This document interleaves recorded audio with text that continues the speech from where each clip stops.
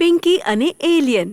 રાતના 8:30 વાગી રહ્યા હતા. પિંકીના મમ્મી પપ્પા હોલમાં ન્યૂઝ જોઈ રહ્યા હતા અને ત્યારે જ પિંકી અને ગોલુ રમતા રમતા હોલમાં આવે છે. ટીવી પર આવતા ન્યૂઝને જોઈને બધા જ ચોંકી જાય છે. અમને હમણાં જ ખબર પડી છે કે શહેરમાં ખતરનાક એલિયન ફરી રહ્યા છે. બધા જ શહેરીજનોને નિવેદન છે કે એ સતર્ક રહે. જો એ ક્યાંય દેખાઈ દે તો આ નંબર ઉપર કોન્ટેક્ટ કરે. અરે ગોલુ બેટા, તારે હવે ઘરે જતું રહેવું જોઈએ. જો બારે એલિયન ફરે છે. ચાલો તમને હું બહાર મૂકી જાઉં, બહાર ખતરો છે. ગોલુ પિંકી તરફ જોઈ છે અને ધીમું હસે છે. અરે અંકલ, કોઈ પ્રોબ્લેમ નહીં. પિંકી છે ને, એ મુશ્કેલીથી બચાવી લેશે. શું? કઈ નહીં મમ્મી, ગોલુ કઈ પણ બોલે છે. હું એને બહાર સુધી મૂકીને આવું છું. પિંકીએ જેમ તેમ વાત ટાળી નાખી અને એ બંને ત્યાંથી ભાગી ગયા. ગોલુ, તું મમ્મીની સામે કઈ પણ બોલે છે. સોરી પિંકી, પણ તે કોઈ દાડો આસમાનમાં ઉડતા ઉડતા એલિયન નથી જોયા? નહીં તો, પણ આજે હું જોઈ શકું છું. શું કહ્યું? તું ઓલા ખતરનાક એલિયનને જોવા માંગે છે? ત્યારે જ આકાશમાં એક ચમકદાર ઉજાસ દેખાણો અને અચાનક ગાયબ થઈ ગયો. એનો આકાર બહુ જ મોટો હતો. બાપ રે, જોયું પિંકી? હું તો ઘરની બહાર જ નહીં નીકળું. ગોલુ પોતાના ઘરે ભાગી ગયો, પણ પિંકીને એલિયન જોવાની ઈચ્છા થઈ. મને જઈને જોવું છે કે આ એલિયન દેખાય કેવા છે. પિંકીએ જોયું કે એની આસપાસ કોઈ નથી. આ જોઈને તે આસમાનમાં ઉડવા લાગી અને જે તરફથી ઉજાસ આવ્યો તો તે તરફ ગોતવા માંડી. એ પ્રકાશ કદાચ એલિયનનો જ હતો, પણ અત્યારે તો અહીંયા જ હતો. ક્યાં જતો રહ્યો? પિંકી તેને ગોતી જ રહી હતી કે અચાનક ક્યાંકથી એના પર એટેક થાય છે. એના તરફ ગોળીઓ અને ફાયર બોમ્બ આવે છે. આ અચાનક મારા ઉપર હમલા કોણે ક્યારે કર્યો? એલિયન હોઈ શકે છે. તો હાલો, મારો પણ જવાબ. Bomb bomb bomb. પિંકી અને એલિયન વચ્ચે લડાઈ શરૂ થઈ ગઈ, પણ વન્ડર ગર્લ પિંકી સામે એલિયનની તાકાત ન ટકી. મજબૂરીવશ પિંકીએ એલિયન પર હુમલો કરવો પડ્યો, જેનાથી એલિયન હારી ગયો અને ક્યાંક ગાયબ થઈ ગયો. આ ફરીથી ક્યાં અદૃશ્ય થઈ ગયા? અને આ અવાજ કેની આવી રહી છે? એલિયન ક્યાંક નીચે બેસીને હિપકા ભરીને રડી રહ્યો હતો. અને આ તો નાનકડા છોકરાની જેમ રોઈ રહ્યો છે. સાંભળો, તમે રો નહીં, હું તમને કંઈ જ નહીં કરું. પિંકી ધીરે ધીરે એની પાસે જાય છે તો ખબર પડે છે કે આ તો કોઈ એલિયનનું છોકરું છે.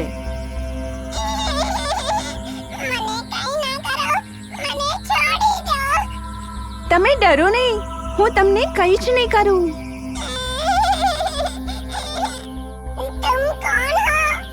હું વન્ડર ગર્લ છું.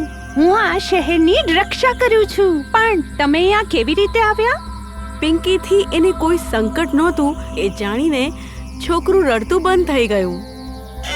હું બીજી ગેલેક્સીમાં રહું છું. હું મારી મમ્મી પપ્પાની નજરમાં ના આવું એ રીતે પૃથ્વીની સૈર કરવા માટે નીકળ્યો હતો. પર મારી સ્પેસશિપ ખરાબ થઈ ગઈ અને હું અહીંયા અટકી ગયો. પણ તું અહીંયા બધા ઉપર હુમલો કેમ કરી છે?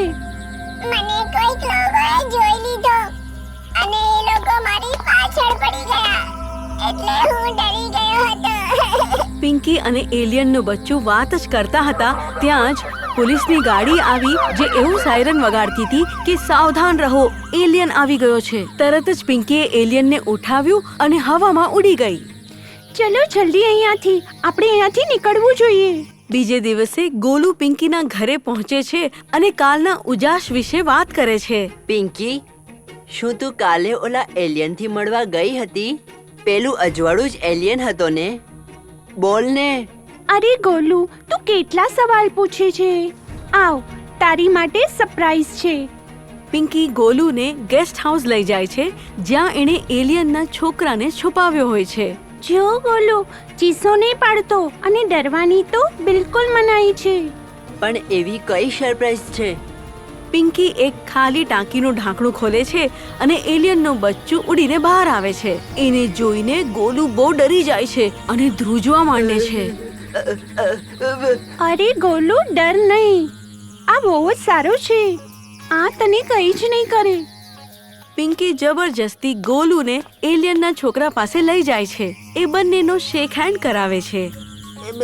My name is Golu. Hello. જોયું, મેં કહ્યું તું ને, આ કંઈ જ નહીં કરે. ગોલુને પણ એલિયનનું એ છોકરું બહુ ગમ્યું અને એ પાછો સવાલ કરવા માંડે છે.